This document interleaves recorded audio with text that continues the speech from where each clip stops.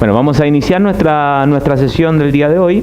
El tema que nos va a corresponder está relacionado con la confección de planes estratégicos, ¿ya? La ejecución de un plan estratégico en una partida de ajedrez y el razonamiento estratégico está vinculado mucho también al tipo de conocimiento o manejo o acervo cultural ajedrecístico, ¿ya? Me refiero a que cuando un ajedrecista va a ejecutar un plan, tiene que tener nociones de estructuras de peones, manejo y comprensión posicional, y bueno, y un arsenal importante de criterios estratégicos que nos permitan definir y proyectar bien un plan.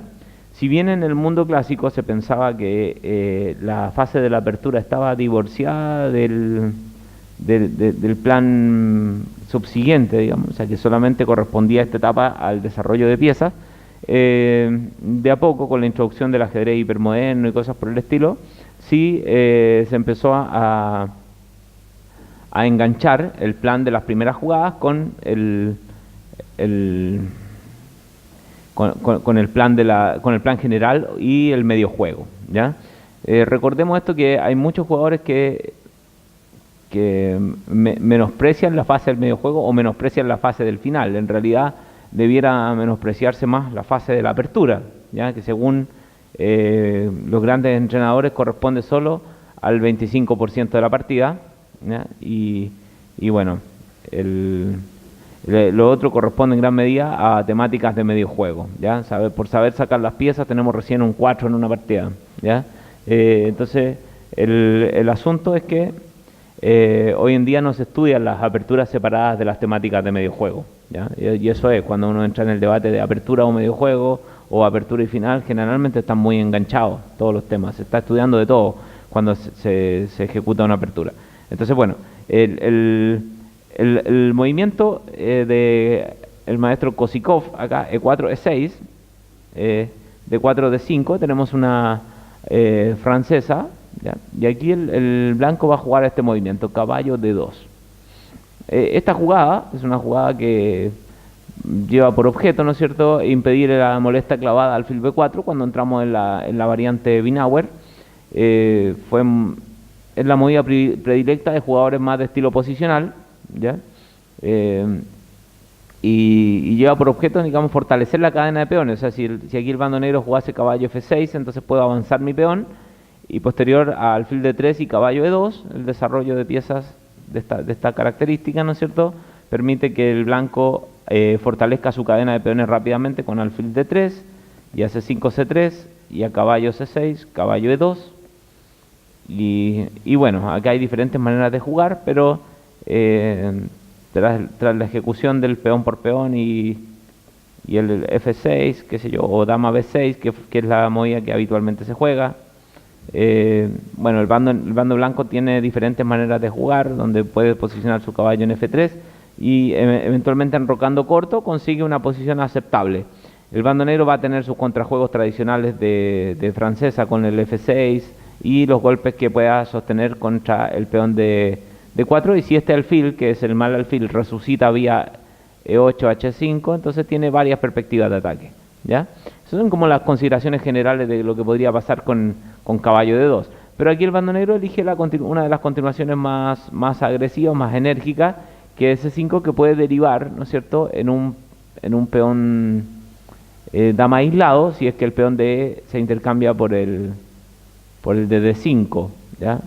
Esta posición se jugó mucho en el match de Karpov contra Korchnoi. Y bueno, aquí vamos a hacer caballo F3 y caballo F6. Ya habíamos visto en clases anteriores la jugada caballo C6, no sé si se recuerdan la partida de Tal con Ullman con alfil B5.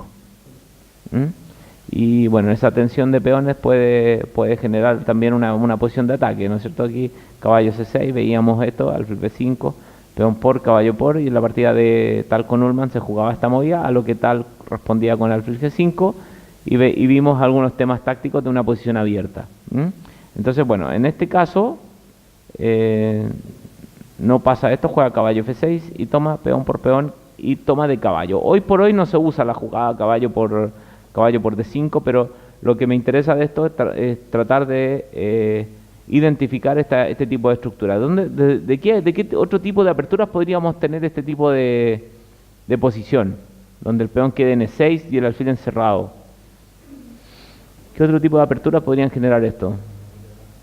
Un gambito dama, ¿ya?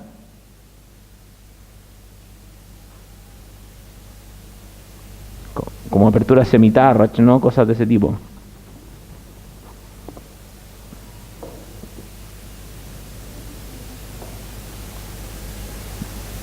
Nada más. Podría venir de una Caro-Kann, por ejemplo. De una escandinava, donde se cambia rápidamente el peón de E4 por el de D5, se toma de dama y derivamos en una estructura parecida. Esto es súper importante empezar a identificarlo, a decir, si en algún momento yo estoy jugando una estructura de peones, veo que se hermanan las posiciones y puedo ejecutar el mismo plan. Al tomar el caballo por D5, entonces ya puedo empezar a proyectar más o menos lo que va a ocurrir. Después de peón por peón, caballo por D4, entonces juega alfil E7. Y aquí pensemos cómo vamos a distribuir las piezas del blanco, cuáles serían nuestras alternativas.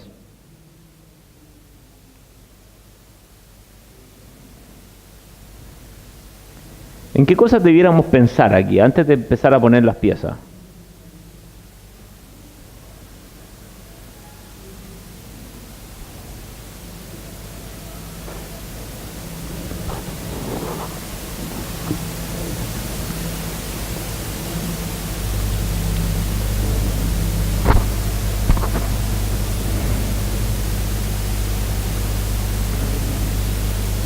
Por ejemplo, ¿qué elementos piensan ustedes que están presentes acá que podríamos utilizar a posterior? Díganme cualquier cosa nomás, que lo que se les ocurra, si no, nada es malo aquí. Por ejemplo, ya, jugar contra ese alfil. ¿Bien? Puede ser. Y ¿qué tipo de desarrollo tendremos que hacer en un blitz, ya así como más libre, en esta posición? ¿Qué es lo que harían con blanca? La siguiente jugada. ¿Cómo? Caballo 5, ya. C4.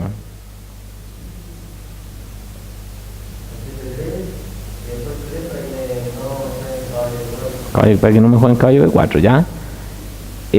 Claro, entonces por ejemplo, el alfil en D3, la búsqueda de que el alfil esté en D3 es que proyecte el ataque contra el flanco de rey, ¿cierto? Como que estoy mirando al rey, porque más o menos como que intuyo que el rey negro no va a enrocar largo, va a enrocar corto y que él va a quedar en esa posición y puedo atacar en H7. Sin embargo, también podría mirar la presencia de una mayoría de peones, ¿cierto? También podría pensar en que este puede ser un plan, que podría avanzar el peón a C4, que podría avanzar el peón a B3, o que podría avanzar eventualmente mi peón a... En ese caso el alfil, por ejemplo, sería mejor que estuviera situado por la diagonal F3, B7, qué sé yo, que se enfrentara al otro alfil para poder jugar en algún momento una 4 y avanzar la mayoría de peones.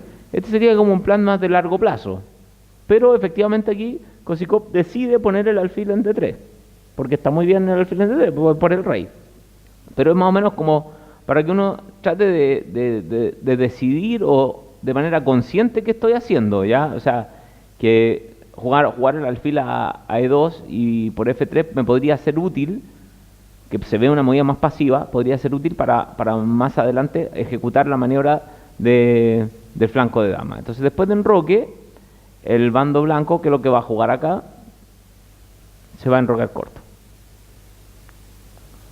Y ahora después de A6. Bueno, esto es una cosa que también debiéramos proyectar. Por ejemplo, el desarrollo blanco, cuando ya está el alfil en D3, debiéramos pensar que este alfil es muy probable que se sitúe por esta diagonal para poder atacar al rey.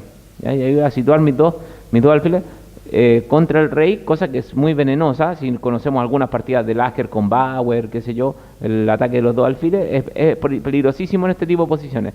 Pero también está basado en el hecho de que, por ejemplo, en el flanco de dama, ¿a qué se parece esto? ¿Cómo irá a jugar el blanco en el flanco de dama aquí?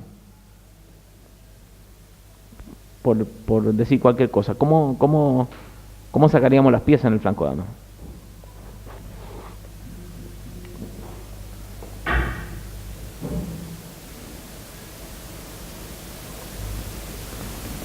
¿Qué hago con el caballo? ¿Qué hago con el alfil?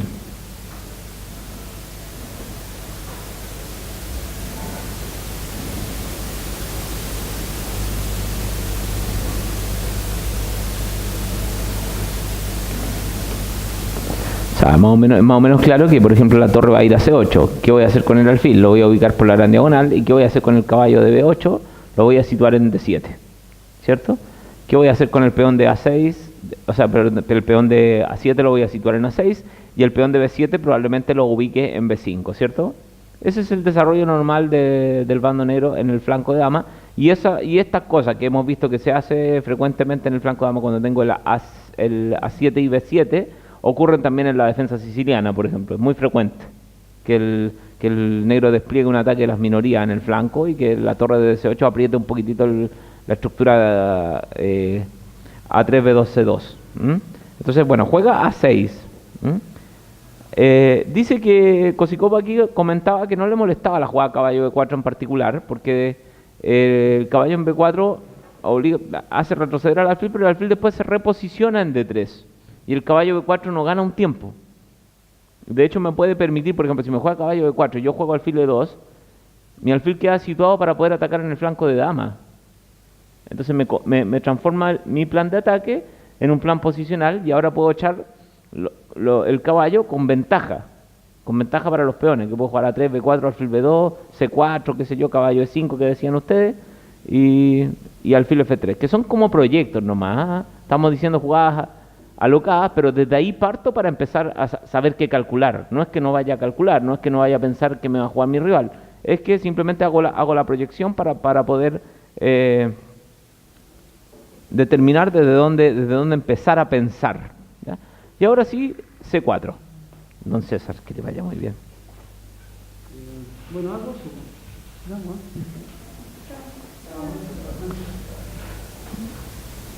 sí. C4.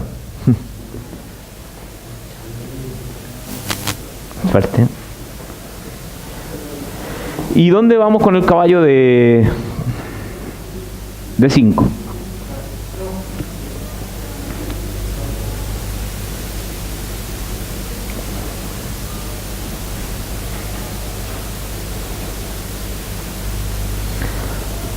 Tampoco hay mucho que decidir, ¿no? Si el caballo se va a B4, está jugando con fuego. La verdad es que el caballo ahí queda bastante descolocado.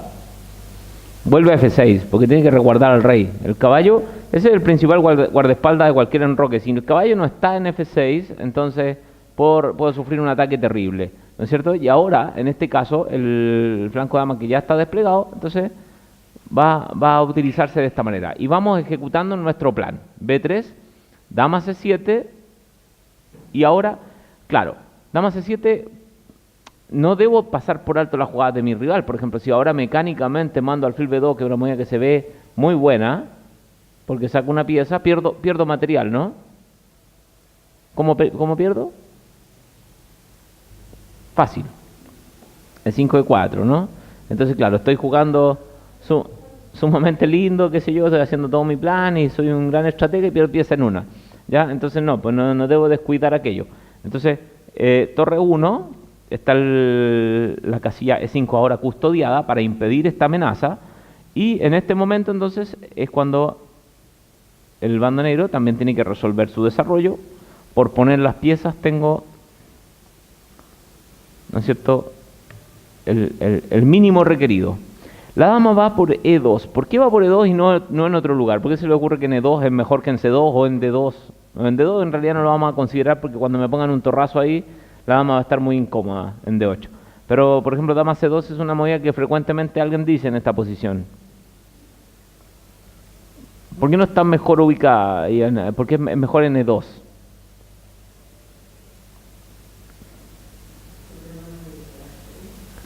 Claro, pega claro, más que especula con el sacrificio caballo por E6. ¿Ya? Muy bien. Pero también tiene que ver con el hecho de que en algún momento el bando blanco en estas posiciones arma una batería de ataque. Y la batería es con el alfil de D3 que retrocede a B1 y la dama va a D3. Entonces, pero no puedo llegar y hacer eso porque la torre me queda descolocada. Por ejemplo, yo me acuerdo de un alumno que jugó el alfil acá y creyó que el ataque sin torre era fabuloso y se quedó sin la torre todo el partido, ¿no? Y me decía, profesor, usted prometió mate con esto. Y yo le decía, bueno, no es mi culpa, te dije juega con todas tus piezas. ¿Ya? Entonces, claro, dama de 2. Entonces, bueno, aquí se nota que esta jugada es peligrosa, ¿no? Entonces no puede llegar y jugar caballo de 7, que sería lo que está... Pero calculemos ahora, porque en realidad si yo juego caballo de 7, ¿existe o no existe caballo por E6? Tinca mucho, ¿cierto? Pero no puedo jugar a la tincada. Pues tengo que jugar ahí sí tengo que calcular preciso. Le juego caballo de 7. ¿Cómo prosiguen ustedes ahí?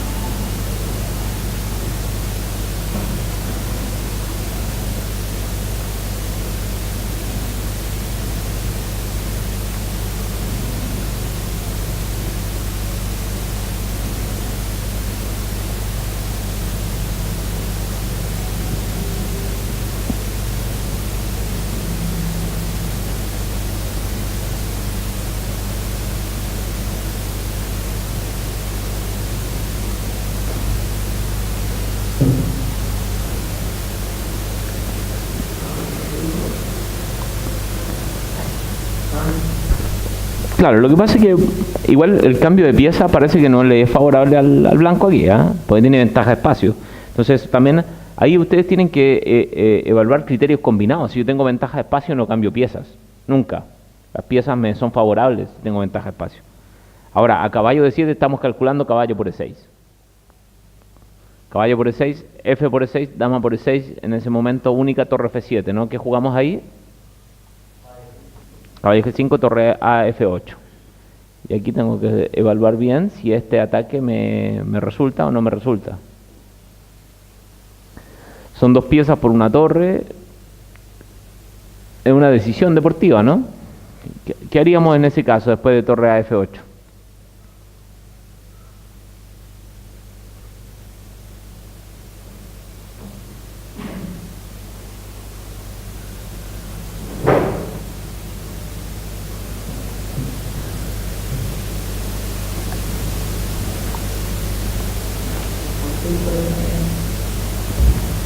Y alfil por F6, rey por H7,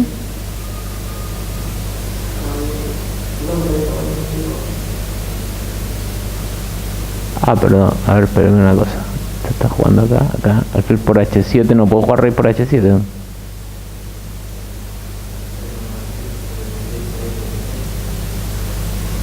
Caballo por F6, alfil por...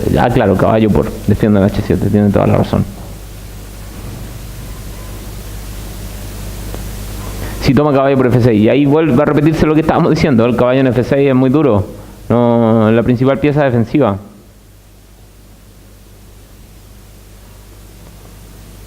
Sí, el alfil por F6 la verdad que habría que mirarla, pero me da la idea que falla.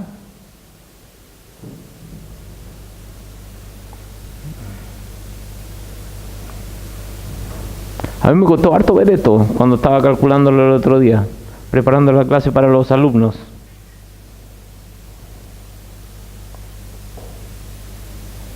No lo comenta en el libro, la verdad. O sea, no me la hizo fácil, la verdad.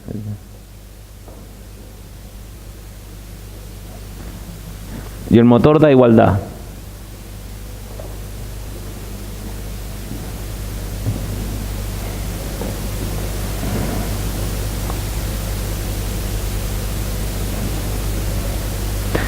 Ahí estábamos también un poco combinando lo que vimos en la primera clase cuando hablamos de la intuición y de cálculo, ¿no? Aquí estamos en una situación que me da la idea que es muy parecida.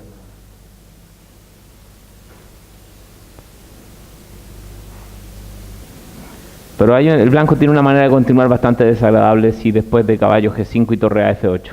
¿Cuál sería esa jugada?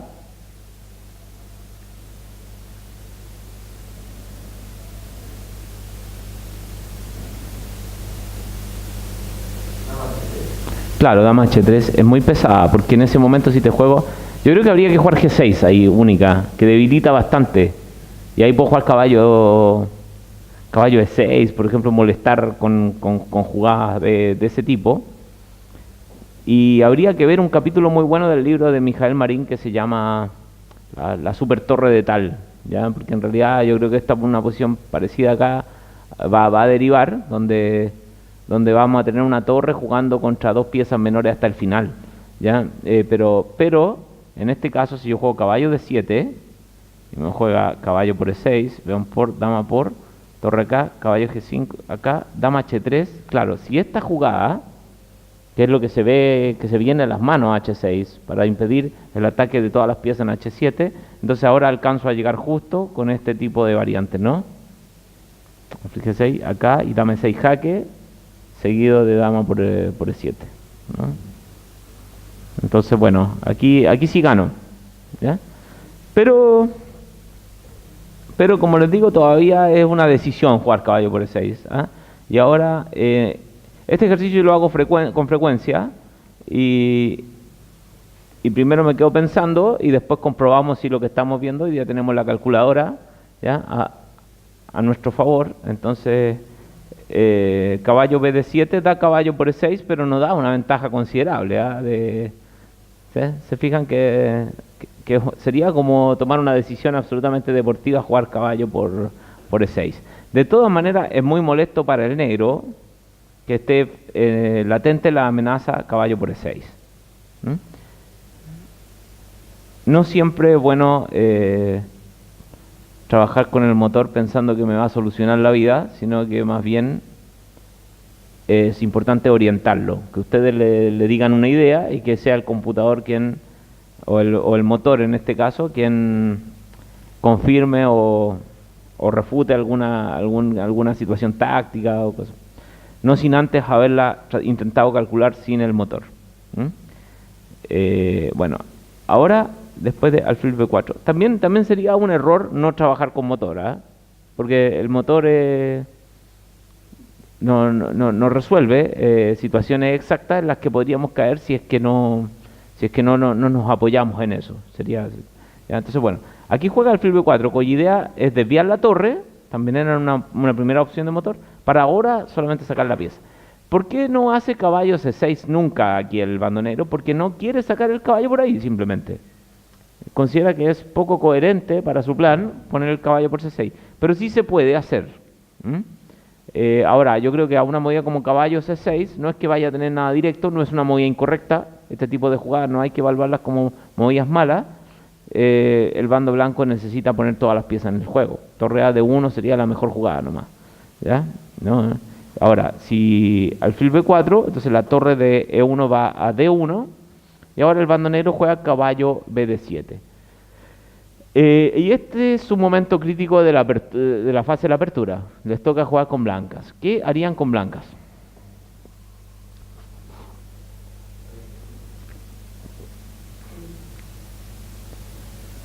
¿Cómo? ¿Llegarían y tirarían el caballo a G5? ¿En serio?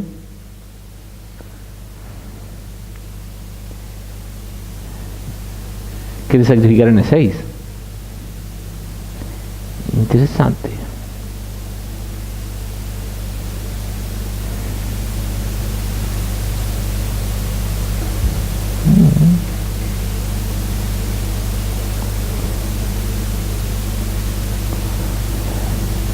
Bueno, habría que ver si da H6, por ejemplo, como para intentar ver algo que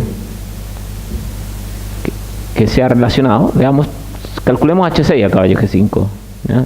¿Será bueno sacrificar? Porque tengo caballo por F7 en ese caso, y caballo G por E6 y caballo D por E6. Son todas las jugadas que podrían generarse. A todas las capturas de caballo en E6, el negro responderá con dama C6, me imagino, ¿no?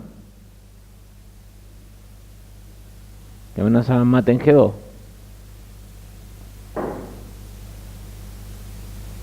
Y me da la impresión de que ese recurso de ese tiempo me hace llegar, ¿no?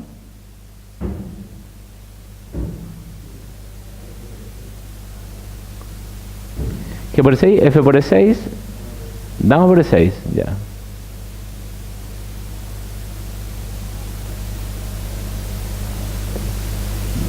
Bueno, rey H8.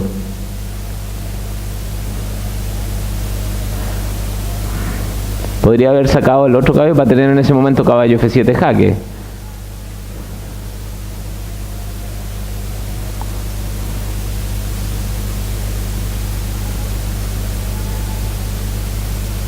No se ve tan claro el sacrificio, no sé qué opinan ustedes.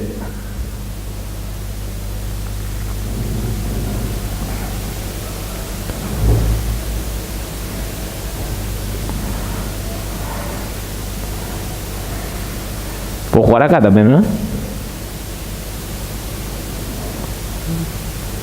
Mira, me la está jugando directo, ¿eh? Dama C6 es dura. Porque no puedo tomar dama por E6. Y si el otro caballo se juega acá, bueno, toma acá. Y a caballo por, supongo que, bueno, dama C6 de nuevo está la jugada. Estoy tomando en G2. Y me va a jugar torre F7, torre 8 a la siguiente, ¿no? Parece que no da resultado. Y aquí es donde les pediría que desconfiaran de maniobras que sean descentralizarse, ¿ya? O sea, me faltan piezas todavía. Me falta aquí... no es por ser muy dogmático, pero el jugador experimentado no tira la pieza para la orilla. Todavía falta para ese momento. Cuando mi oponente manifiesta algún signo de debilitamiento en la posición, entonces ahí me tiro con todo. Pero todavía falta. ¿Qué movida sería deseable hacer aquí posicionalmente? Hablamos de esta maniobra ya antes de sacar nuestras piezas.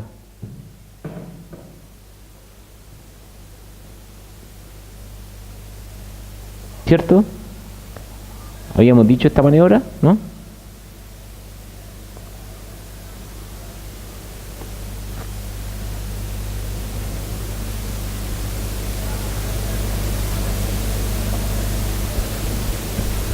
La verdad que es muy difícil la decisión del blanco aquí, ¿ah?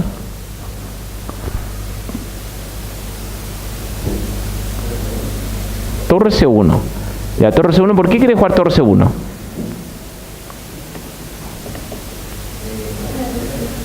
¿Sí? Para poner la torre en el juego, ¿cierto? Y además que habíamos hablado de esta maniobra. ¿Qué me va a decir usted, señor Russell? ¿Sí? Ya, torre C1 porque pongo la torre contra la dama y el alfil puede retroceder a B1, la dama puede venir a D3 y tengo una presión importante sobre. Además que después podría avanzar mi flanco de dama, con la torre ya en C1 y puedo combinar las acciones en ambos flancos. Se ve desde todo punto de vista muy buena la jugada torre C1, a excepción de una cosa. Ya, les voy a dar vuelta al tablero acá. Si a ustedes les jugaran torre C1, ¿qué harían con negras?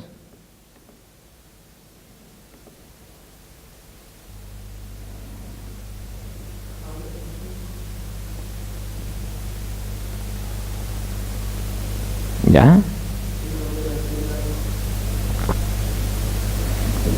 Y a caballo C5 probablemente te responden con alfil B1, ¿cierto?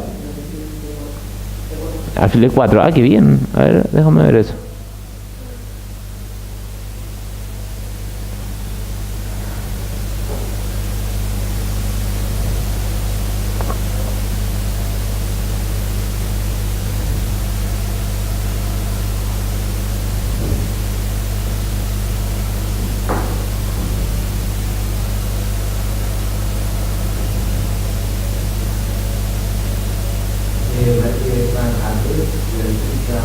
Queda encerrado, ¿cierto? A3 y B4.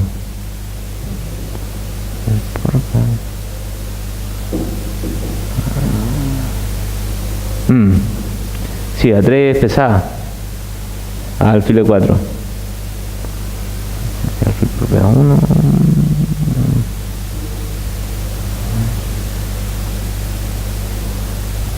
si no tengo como algo táctico ahí, voy a tener problemas. Hay que entrar a entregar una pieza o algo así, ¿no? Pero torre C1, veamos otro tipo de jugada, pues. Veamos las amenazas directas. Caballo C5 está interesante, pero no sé si tengas... me da la impresión de que me falta reagrupar el alfil a D6 antes de cualquier cosa.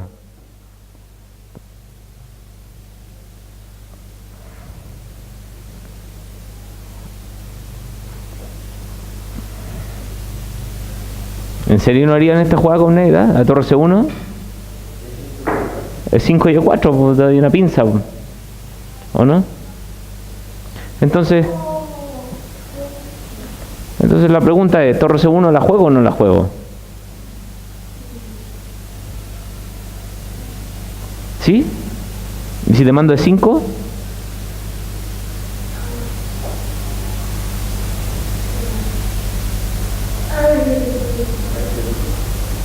Caballo C2 y alfil D6 es probable. No pierdo la pieza.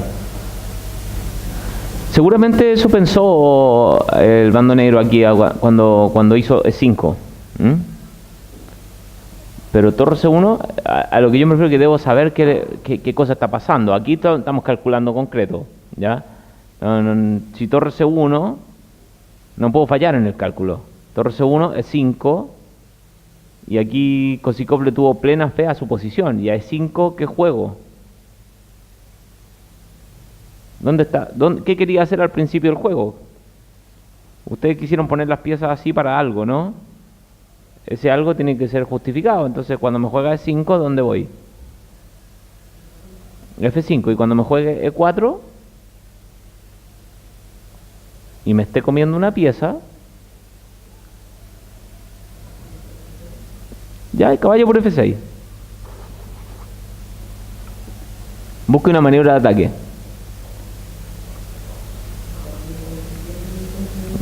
Ya, ahí estamos en el espíritu. Eso es lo que ese tipo de cosas tiene que ir a buscar. Jaque, captura y amenaza. E5, E4.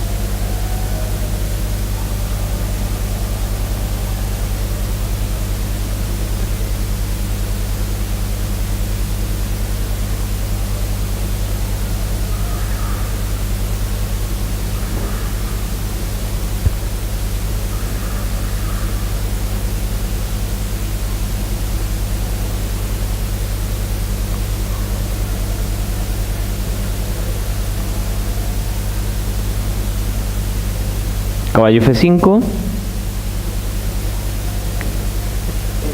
E4, ya. Ya. Ya.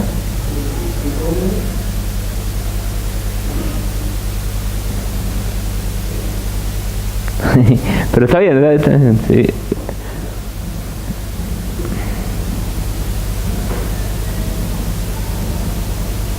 ¿Ya la tienen? ¿Alguien tiene una idea así contundente? ¿O descartaríamos torre C1?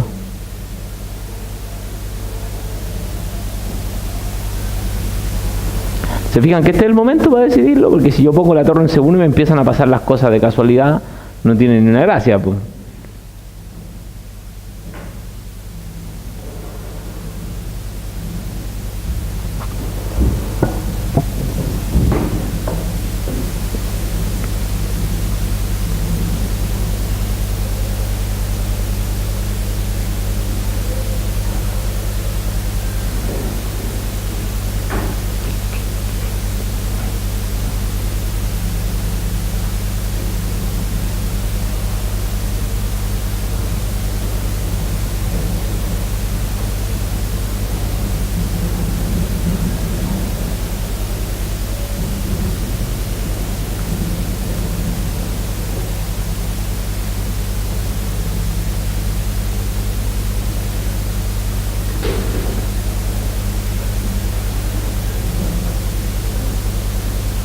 ¿Ya la tienen o jugamos a 3?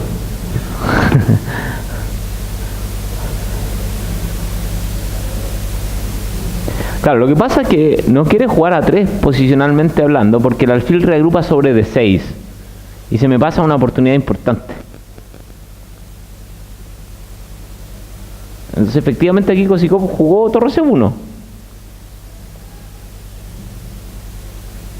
Solamente le falta encontrar una variante que justifique la pérdida de la pieza. E5 y E4. Parece sí que está muy correcto sacrificar la pieza, pero tengo que encontrar la manera de llevar las piezas al flanco de rey.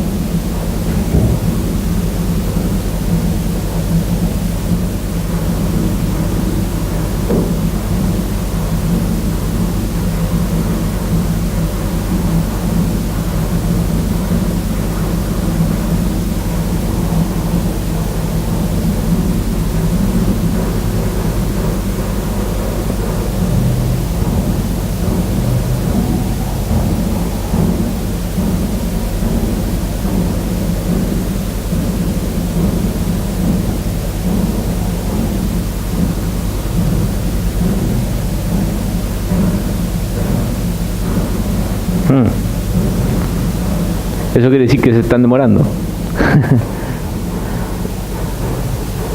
¿Qué se le ocurrió? Ya. ¿No hay nada? ¿Se las digo? ¿Se rinden? Bueno, entonces vamos a hacer un ejercicio. Vamos a parar un poquitito la grabación y van a poner la posición y la van a calcular.